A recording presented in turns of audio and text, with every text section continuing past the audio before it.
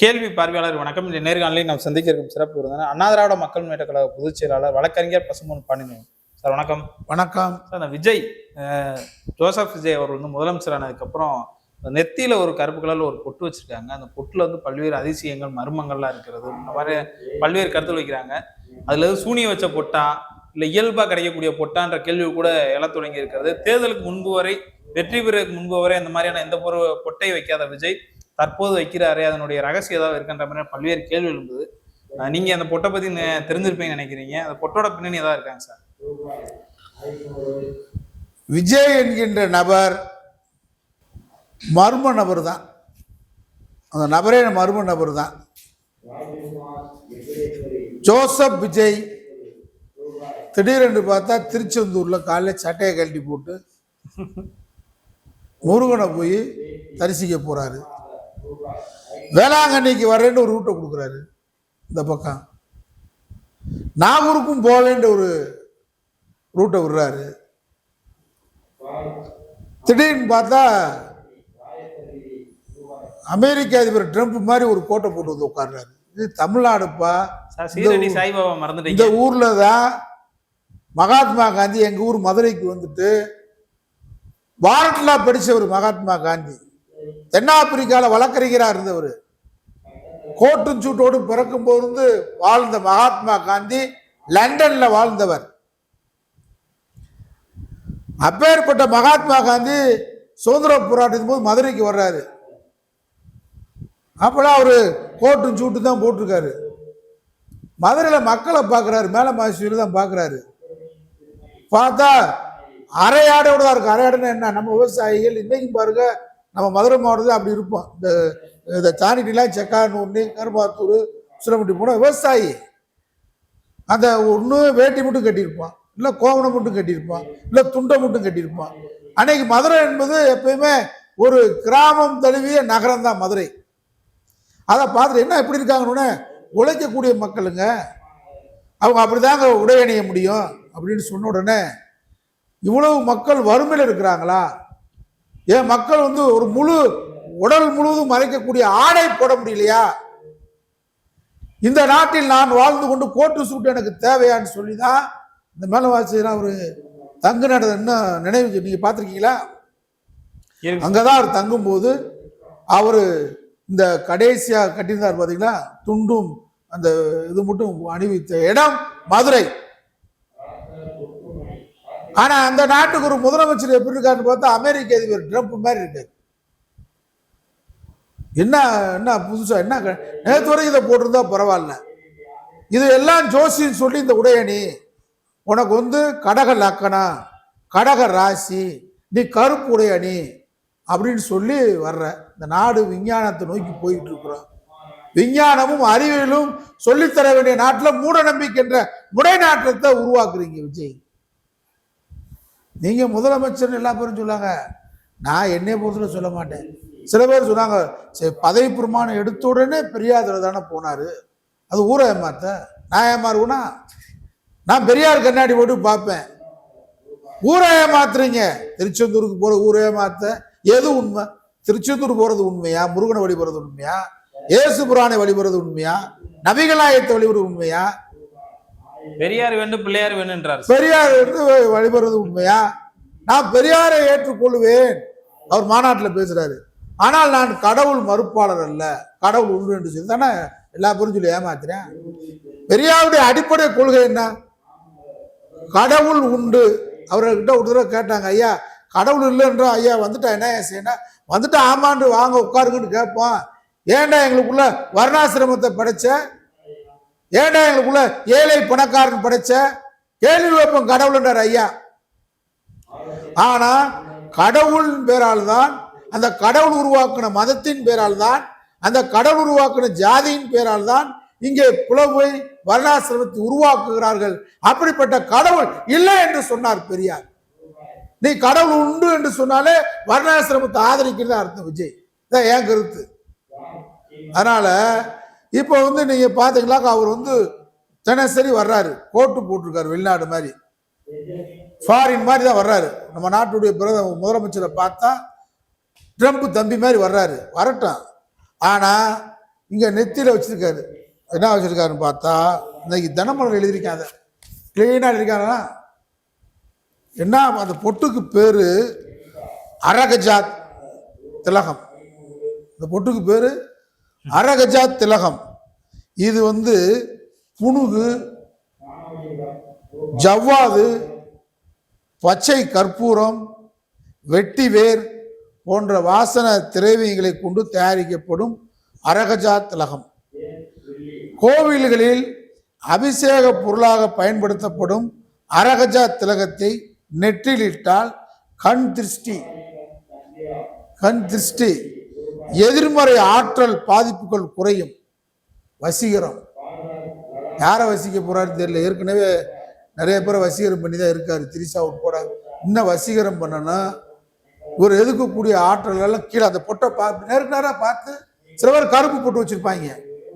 கருப்பு போட்டுன்னு சொல்லி கருப்புக்கு நாங்கள் போட்டு கருப்பாக வச்சிருப்பான்.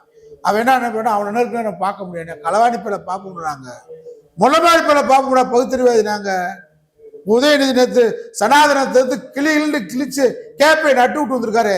இந்த பொட்டு அவரை கிழிச்சிச்சா? இவரையும் கிழிச்சாரு உதயநிதி. முதலமைச்சர் அவர்களே, எங்க ஆதரவு தான் உட்கார்ந்துருக்கீங்க. இப்ப நாங்க வெளியே போறதான் உட்கார்ந்துருக்கீங்க. நீங்க மைனாரிட்டி, உங்களுக்கு மக்கள் ஆதரவு இல்லை. இவ்வளவு கிழிச்சிட்டு தான் போனாரு. இந்த பொட்டு என்ன செஞ்சிச்சு? இப்படி ஒரு பொட்டை வச்சுட்டு வந்திருக்காரு. இதுக்கு பேர் என்ன சொல்றேன்? அரகஜா திலகமா. இப்ப இது மாதிரிதான் வந்து விஜயுடைய நடவடிக்கைகள் அனைத்துமே இன்னைக்கு மக்கள் மத்தியில ஒரு கேள்விக்குரிய மனிதனாக விஜய் அவர்கள் நடமாடி கொண்டிருக்கிறார்கள். அந்த அடிப்படையில் தான் அந்த ஜாதகம் பார்த்த சோசியர் கூட தலைமை அதிகாரியால் நியமிச்சார், போட்டாரு. அதான் எவ்வளவு பெரிய வெக்கக்கேடு பாருங்க. அந்த ஆள் அனைத்து விஜய இத்தனை மணிக்கு எனக்கு இந்த போஸ்டிங் லெட்டர் கொடுங்க, நான் நீடிப்பேன் அப்படின்னு சொல்லி வாங்கியிருக்காரு. மறுநாள் அந்த பதவி பறி போயிடுச்சு. அப்போ ஜோசியனா, ஒழுங்கான ஜோசியனா, இப்போ அஜித் தான் வருவாருன்றான், அடுத்து திரிசா வரும்னுவான். இப்படி ஜோதிடத்தை நம்பி இந்த நாட்டை சீரழிக்கக்கூடிய ஒரு சக்தியாக திகழலாமா? இது நாட்டுக்கு ஒரு நல்ல ஒரு முதலமைச்சரா? அதனால வந்து நம்ம விஜயை பொறுத்தவரை எப்படி எடுத்துக்கிறோம்னு கேட்டா, சுயல போக்கோட வெறியோட முதலமைச்சர் பதவியில் அரிப்படுத்து போய் இந்த சிறங்கு வந்து சொரிஞ்சுக்கிட்டே இருப்பான். அது மாதிரி இருக்காரு. அதனாலதான் வந்து குதிரை பேரம் நடத்தி, அதாவது சீமான் சொன்னாரு ஆரம்பத்தில் வந்தோடனே, விஜய் ஒன்று வலது பக்கம் போ அல்லது ரோட்டுக்கு இடது பக்கம் போ, நடுவில் இருந்து அடிபட்டு சாகாதன்றார். அது மாதிரி நான் என்ன சொல்றேன், ஒன்று மதச்சார்பற்ற கூட்டணி ஆதரவை பெற்றார் விடுதலை சிறுத்தை திருமாவளவன் சொல்றாரு, வரவேற்கிறேன். நீ மதச்சார்பற்ற கூட்டணியில இருந்து ஆதரவு பெற்ற விடுதலை சிறுத்தை இடதுசாரிகள் இந்தியன் யூனியன் முஸ்லீம் லீக் ஆதரவு பெற்றா வரவேற்கிறான். ஆனா இந்த பக்கம் போய் வலதுசாரிகள் பாஜக அணியிலிருந்து ஆதரவு பெற்றவங்க ஆதரவையும் கேட்கிறீங்களே, அப்ப நீங்க வலதுசாரியா இடதுசாரியா? அவ சீமான் சொன்னதான் ஞாபகம் வருது, இந்த பக்கம் போ, ரோட்டுக்கு இந்த பக்கம் போ, இல்ல அந்த பக்கம் போ. அப்ப நான் எந்த பக்கம் போக வேண்டாம், அப்ப எந்த பக்கம் போய் இந்த பதவியில உட்காரணும். பதவியில உட்கார்ந்து என்ன பண்ணணும்? மனைவி சங்கீதாவை மிரட்டணும். வழக்கு வரப்போகுது.